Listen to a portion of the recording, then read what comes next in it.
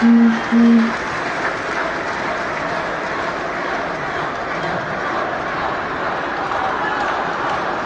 time to unify as a party. It is time to unify as a party. He will never bow down to our enemies. He will stand up to them.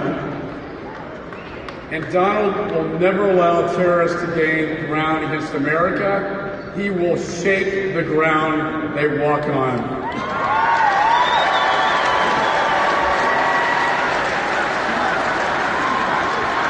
So then on Facebook and with Periscope, you just broadcast live wherever you happen to be, and it's just another way to pump it up and then redirect them back to your main site.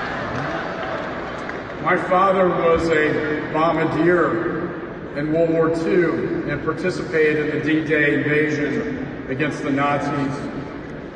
His generation, often defined as the greatest, defeated fascism and communism, handing down a better and safer America to my generation.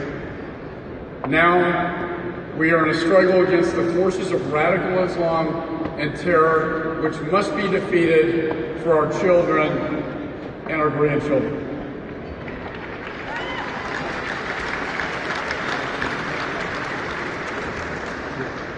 The Trump administration will take on this fight and send a clear message to the Islamist terrorists. You may have fired the first shot, but rest assured, America will fire the last.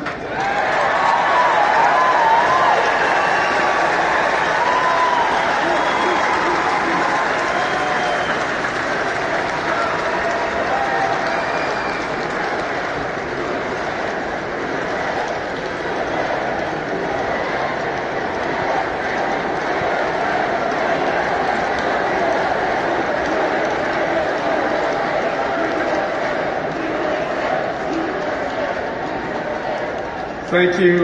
May God bless America. And God bless the next President of the United States, Donald Trump.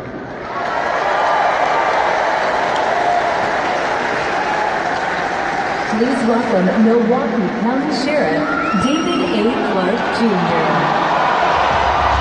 I'm going to go a little closer and get some of this guy. I want to get a view of this. I love this guy. This is fine right here.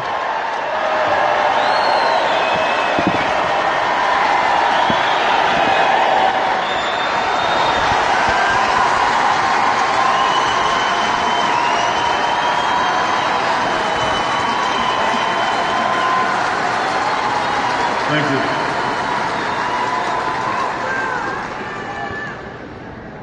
you. Ladies and gentlemen, I would like to make something very clear. Blue lives matter in America.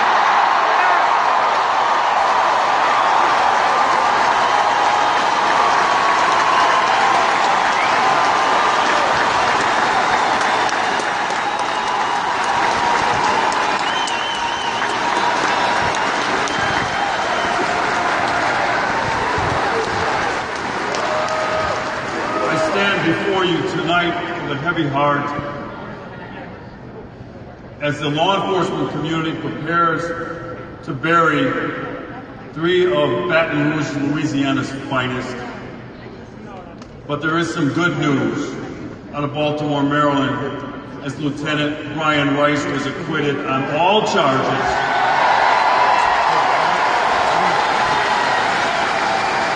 in the malicious prosecution of activist State's Attorney Marilyn Mosby.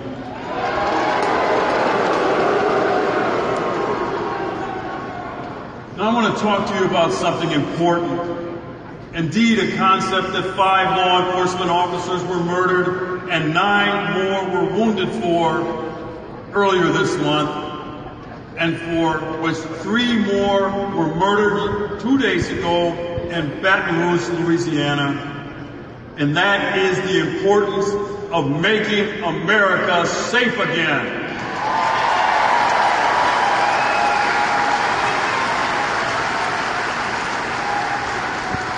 see, I believe that this noble mission is not just a requirement, but a prerequisite for achieving this campaign's goal of making America great again.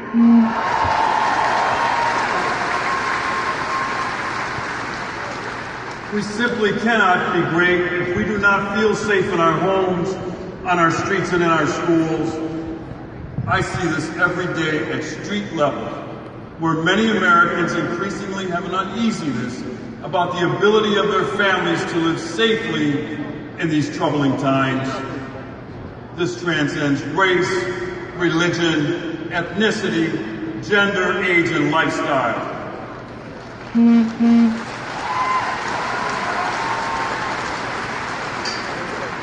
And if you don't believe it, a recent Gallup poll confirms it.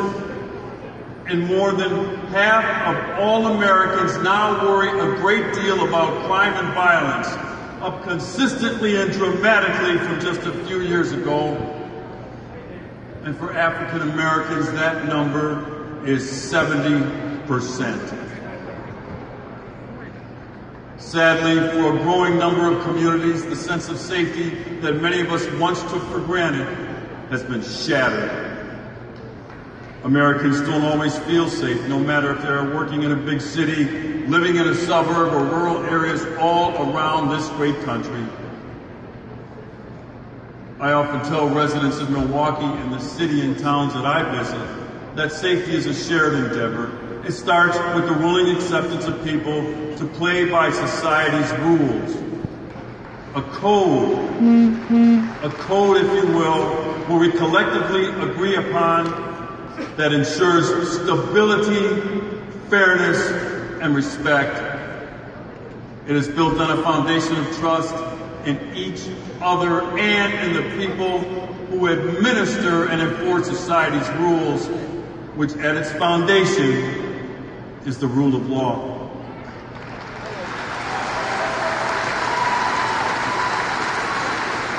In 1963, Dr. Martin Luther King Jr. wrote passionately about the interrelatedness of all communities and states and about our inescapable network of mutuality tying us in a single garment of destiny.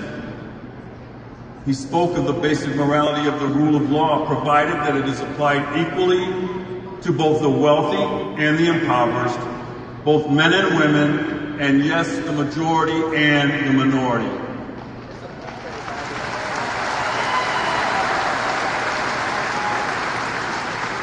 What we witnessed in Ferguson, in Baltimore, and Baton Rouge was a collapse of the social order. So many of the actions of the Occupy movement and Black Lives Matter transcends peaceful protest and violates the code of conduct we rely on. I call it anarchy.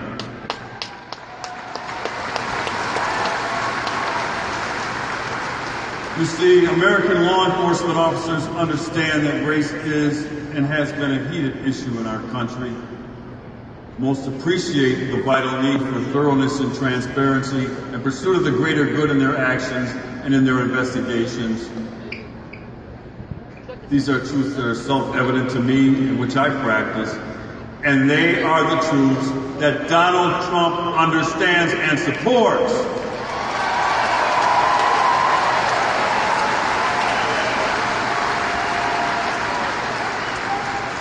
Donald Trump is the steadfast leader our nation needs. He has spoken passionately to me of his belief in our American system of justice, and he speaks to the values that are at the foundation of our social contract. Throughout his campaign and over the many years before, he has consistently and constantly raised his voice, not only in defense of the character of the American police officer, but the need for all people to feel that they are being treated fairly and respectfully by law enforcement.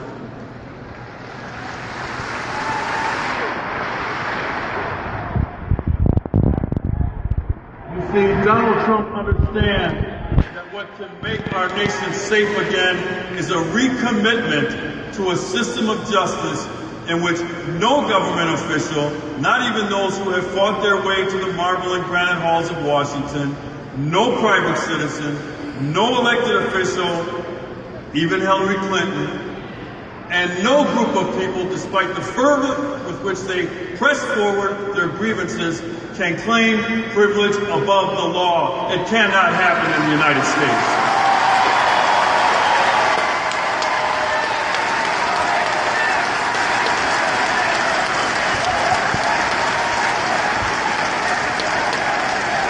The tradition of the primacy of the rule of law in America is strong. It is in those simple facts and in our acts we will move forward toward making America safe again. God bless you, and may God continue to bless these United States of America.